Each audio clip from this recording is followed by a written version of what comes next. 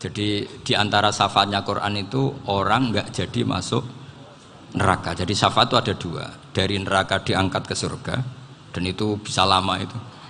Tapi kalau syafaatnya Quran itu yang belum masuk neraka supaya nggak jadi masuk neraka. Karena neraka juga punya aturan, dia juga kena aturan fikih. Jadi, lo betul ini, saya ada guyon. Jadi kena konstitusi apa? Fikih. Sama tak ceritani syafaatnya Quran itu, ada orang itu beling itu fasik. Itu dihafal surat Tabarok. Hafal betul. Tabarakalladzi biyadihil mulku wa huwa ala kulli syai'in qadir alladzi khalaqal mauta wal hayata. Pertanyaannya gini, boleh enggak orang menginjek surat Baqarah? Boleh enggak? Enggak. Padahal orang hafal Quran itu artinya ayat itu ada di hatinya. Fa inna wa ta'ala la yu'adzibu qalban wa al-Qur'ana. Allah tidak akan menyiksa hati yang menyimpan Quran, yang jadi flash disknya Quran, yang jadi rekaman Quran. Singkat cerita orang ini hafal. Pas ketemu Mungkar Nakir prosedur kan, ini orang fasik mau diantemin sama Mungkar Nakir. Prosedur ya, dia kan prosedur standar. Si surat Tabarok akhirnya menjelma jadi seseorang yang gagah berani. Kamu nggak boleh nyiksa orang ini. Saya ini kalamullah. Kalau kamu nyiksa dia berarti nyiksa saya. Kamu berani sama kalamullah. Wah ya tidak berani jadi Mungkar Nakir. Tapi orang itu nakal, harus saya gebukin. Tapi kata Quran tadi, tapi saya di situ pasti kena saya. Oh debat, nggak ada lajnahnya, ini nggak ikut. Kalau Gus Wirjon ikut jadi lajnah. Kalau jadi lajnah pasti kroninan. Kalau santrinya dimenangkan nanti. Akhirnya debat. Ya sudah kita ketemu Allah. Akhirnya Mungkar Nakir sama Quran tadi surat Tabarok datang, sowan sama Allah. Terus kata Allah, memangnya kenapa Mungkar Nakir? Saya harus nyiksa dia karena dia fasik ya Allah. Memangnya kenapa surat Tabarok? Saya ada di situ. Menurut aturan orang tuh nggak boleh injak-injak Quran. Kalau dia nutuk saya, nutuk Quran, itu harus dikasih tahu fikihnya Mungkar Nakir. Akhirnya Allah ngendikan gini ke surat Tabarok. Ya sudah terserah kamu. Kalau terserah pulau Gusti, Mungkar Nakir nggak boleh nyentuh orang ini. Ya sudah selamat.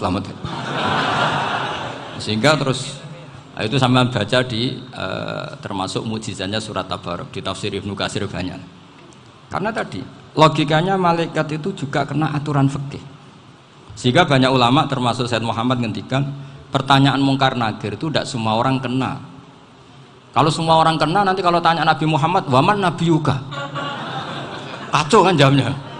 Nabi kamu siapa? Lu saya ini nabi. Ya kan? Lah nanti kalau pas ketemu Nabi Ibrahim, waman abuka? Jadi repot kan? Makanya ada kiai yang guyon kalau ditanya, merebuka, saya ini guru tauhid sembrono. Saya ini ngajar Ummul Barohin, kamu tanya merebuka. Masyhur itu keramatnya Imam Malik itu. Ada Ashabu Malik, rajulun min ashabi Malik. Beliau ditanya Mungkar Nakir merebuka menabiuka. Imam Malik datang, ini seumur-umurnya itu ngajar tauhid. Kok kamu bedai enggak sopan kamu? Dan kita berharap barokah sampean ngaji nanti itu. Yes. Malaikat itu anak sungkane gitu. Jadi itu ada. Dan saya meskipun guyon itu serius. Bedanya orang alim sama ndak itu di situ. Kalau orang alim itu guyon itu masih bener, masih serius. Coba saya bacakan ayatnya. Ala inna auliya Allahi la khaufun alaihim wa lahum yahzanun. Terus lahumul busyra fil hayatid dunya fil akhirah. Artinya kalau Mungkar Nakir dengan penampilan garang gitu, berarti ada ketakutan apa enggak? Ada, padahal ciri utama walinya Allah tidak ada ketakutan. Makanya itu termasuk dalilnya Sayyid Muhammad, tidak semua orang alami seperti itu karena wali-wali itu la khaufun alaihim wa lahum yahzanun. Wah anak kiai ketemu karena kerja buat tidur wedek. Iku dreseke ora kok pertanyaan itu, nak konan santri piye? Lho isen wis kiai dihanjuti Mungkar Nakir. Malu gak kira-kira? Mesti pelengahan konan santri piye? Nah jawabannya gampang karena pernah ngajar tauhid.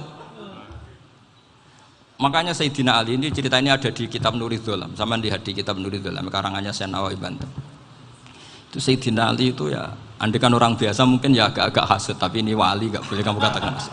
Dia tuh mangkal sama Umar. Orang kok setiap orang pernah dibentak. Apa dia berani bentak Mungkar Nakir? Penasaran dia. Bagaimana kerengnya Umar itu berlanjut enggak gitu kira-kira. Akhirnya minta, ya Allah saya minta kasyaf. Ya karena yang minta Sayyidina Ali karena mau wajah dituruti sama kasuf. Dilihat Sayyidina Umar pas meninggal itu. Jadi hasud itu ya kadang penting asal baik. Loh betul bahasa Kanjeng Nabi kadang la hasada illa fisnaten. Itu Nabi bahasakan ya hasad. Gus Verson saja yang nafsirkan ghobtoh itu kan gaya-gayanan sebagai ulama. Aslinya Nabi ngendikannya itu la hasada illa fisnaten. Ulama yang ganti itu namanya ghobtoh. Wong Nabi sendiri nyebut hasad kok kamu tafsiri ghobtoh. Ya hasad ya hasad. Udah ada usah ditawil-tawil pokoknya gitu. Kalau sampean nggak percaya nggak apa-apa. Kok gitu aja kok repot. Karena sampean nggak percaya kemungkinannya dua. Satu nggak ngerti. Dua sama-sama alim kan dari awal kalau sama-sama alim kan laisa li alimin ayuqallida aliman akhor. Kita nggak perlu saling mengikuti. Ngapain hasud? Biasa aja. Akhirnya Sayyidina Ali kasut. Pas Umar bangun, setelah mati kan bangun, setelah meninggal bangun. Mungkar Nakir datang dengan perang yang sangat garang. Itu digambarkan Sayyidina Ali matanya itu kal kidril ghali. Kayak apa? Kendil yang apa? Menganga. Wah, seru. Sayyidina Ali senang, paling takut ini Umar.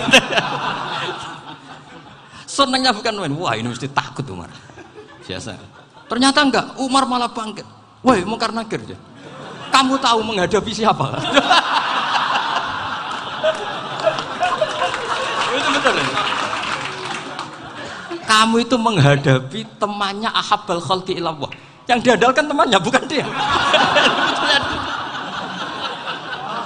Kamu tahu yang kamu hadapi, saya ini teman kekasihnya Allah. Jadi boleh kamu mengandalkan Mbak Virjon. Tapi nanti resikonya Mungkar Nakir tanya, itu Virjon siapa? Wah itu masalah kan. Makanya syaratnya wali itu harus ma'rufun fis sama. Di langit sudah populer. Makanya dulu ada orang yang saking seninya Abdul Qadir ditanya apa saja jamnya Abdul Qadir Al-Jilani itu aman karena beliau populer. Makanya program kita harus populer dulu di langit. Nah, itu nanti kalau dicatut oleh santri-santri nggak apa-apa. Kalau nggak populer nanti dicatat, itu siapa? Masalah ini. Umar itu yang dibanggakan itu, kamu tahu saya siapa? Ya enggak tahu, saya ini temannya kekasihnya Allah. Temannya Muhammad, iya Muhammad Rasul. Wah mikir, waduh, repot. Loh di dunia aja gitu kan, temannya presiden, temannya panglima, apalagi ini temannya Sayyidul Awalin wal Akhirin. Di dunia aja bilang temannya presiden, menteri, orang sudah takut, apalagi ini temannya Sayyidul Awalin. Hanya Mungkar Nakir terus konfirmasi sama Allah, gimana ya Allah ini ngadepi. Sebetulnya yang diandalkan itu temannya, bukan dia. Wah, akhirnya sama Allah dibilang, ya Bu, ya sama seorang seperti itu Bu yang sopan. Terus semenjak itu Mungkar Nakir itu nggak selalu berpenampilan seperti itu, sangat. Jadi semoga itu konsisten sampai nanti. Jadi kamu kalau ingin nggak takut Mungkar Nakir jadi wali dulu.